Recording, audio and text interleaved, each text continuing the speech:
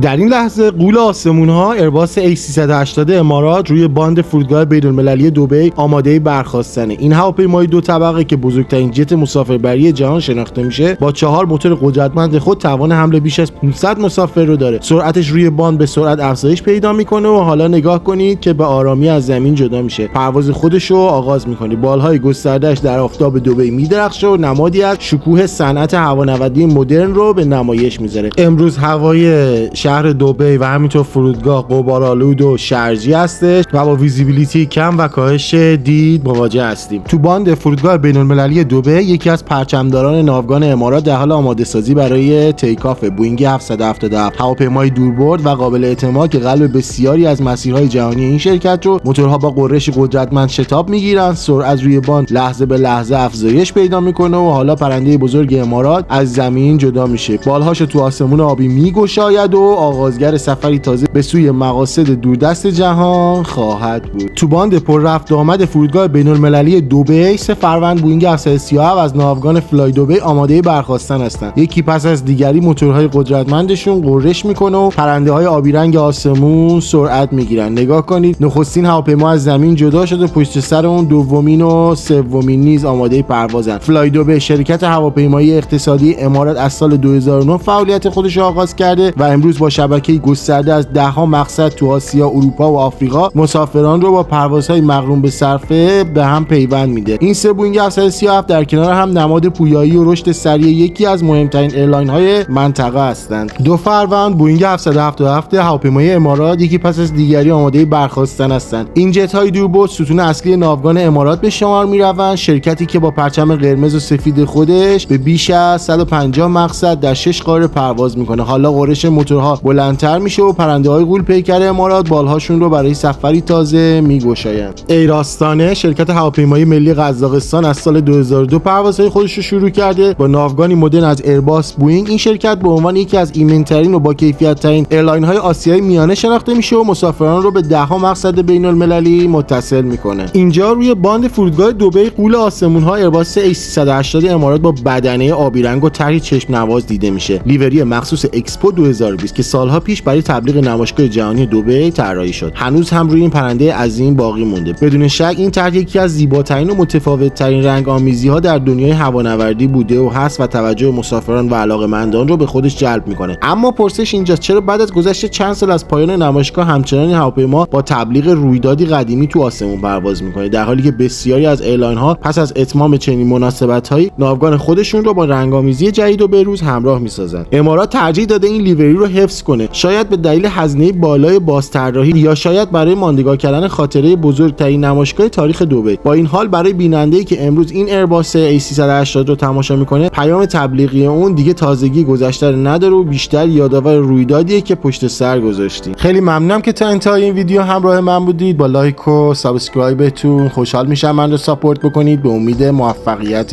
هر روزتون. خدا نگهدار.